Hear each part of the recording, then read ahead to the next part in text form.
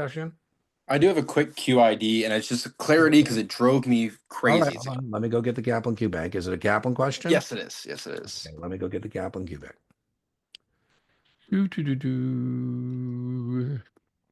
I ran it by numerous advisors, senior advisors at our firm, and everybody selected the same answer I did. So I'm just curious. Well, sometimes Chuck Lowenstein is the guy at Kaplan, and he does have what I call gotcha questions every now and again. So you thought, So Yeah. let me just get the Kaplan Q bank here. Do, do, do, do. God, where is the Kaplan Q bank? Come on, Dean. There it is. Okay, hold on. Just take a minute to bring it up. It's 66, Thomas. Yes, sir. Okay, and then I'll put it on the screen as soon as I bring it up. Do, do, do, do, do, do, do. I told you I'm off grid and I'm using my Starlink, and Starlink is usually pretty good. Let me see. I'm a Starlink. I have two systems here. Yep, it could be Kaplan and not Starlink. Come on, baby. Loading, loading, loading. Sometimes Kaplan does have where their site. Now there we go. And, I think that's so frustrating. I'm studying. I'm trying to get on the Kaplan site and okay, loading, loading, loading. 66. We want to go to study tools. Um, QBank. Okay, so what is that QID number? It is 1520860. Okay, now let me go find you guys and bring it up. Boom, boom, boom. Can you guys see my screen? It's loading. There you go. Your client has $10,000 to invest today. Okay, so, if I'm an asset test taker, I'm thinking, that sounds like present value. And expects to earn an after-tax return of 8 to send his call to college 12 years. And so it sounds like I don't know. These are questions I like to kind of say, okay, what do I think it's heading? It looks like they're going to be asking about future value. So I have present value. I have the number of compounding periods, which is 12. I have the rate of return of 8. Which of the following is needed to determine whether the investment is likely to satisfy the client's goal? Well, we have present value. That's out. They told me after tax return, so I don't need to you do anything with the tax bracket. So it looks like I would have got this to a 50-50 and been either concerned about inflation or what is the future value we need, right? So I would have said A. Why did they not say A? So personally, I chose the option D on this instance, just because if you give me, you want me to go to the market and get you an 8% rate of return. You Whoa, have a whoa, fixed. slow down, Thomas. After tax, it tells you that this is after you paid your taxes. It says after tax return. That means we've already factored in the 8 that you're paying taxes. If I So this say, is an, what's your after tax return?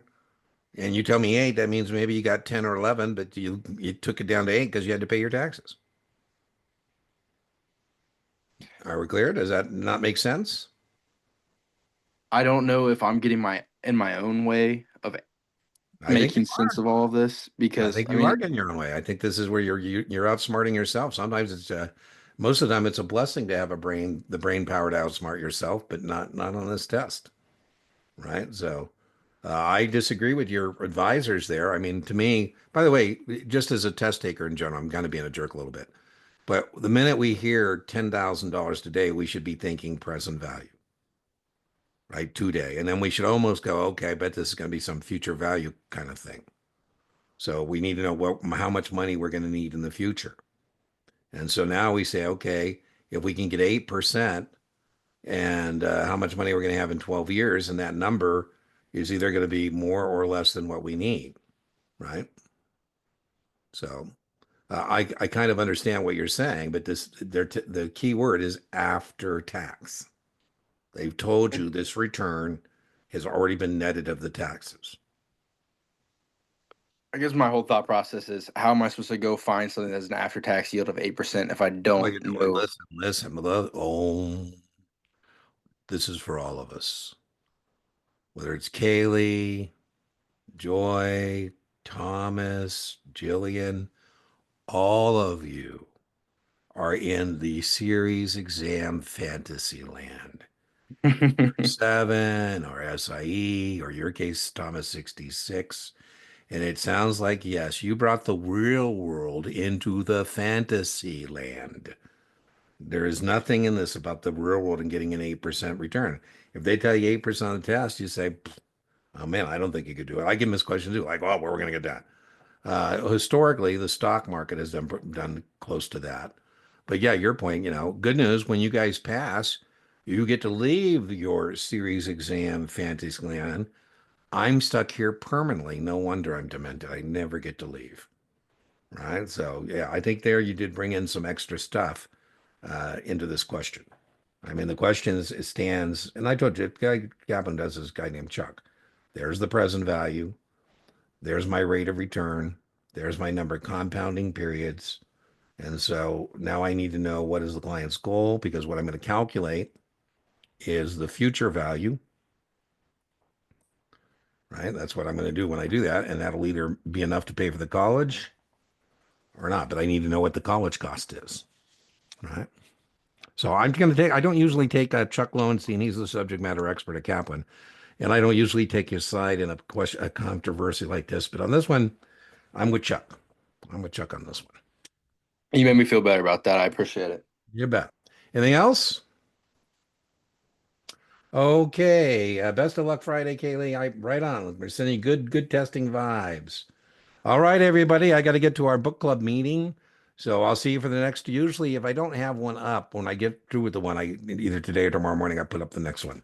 So I don't know if it's up there not yet or not, but I'll check either today or tomorrow morning. And it'll be next Wednesday. And I'll see you then. If you have an explication request, Thomas, you can just send that QID to me at explication request. Give me the QID number at guruexamprep.com. And just, Thomas, if you send me a QID like that, please tell me what exam you are. Every once in a while somebody sends me a Q&A. They don't tell me if it's a 6 or a 7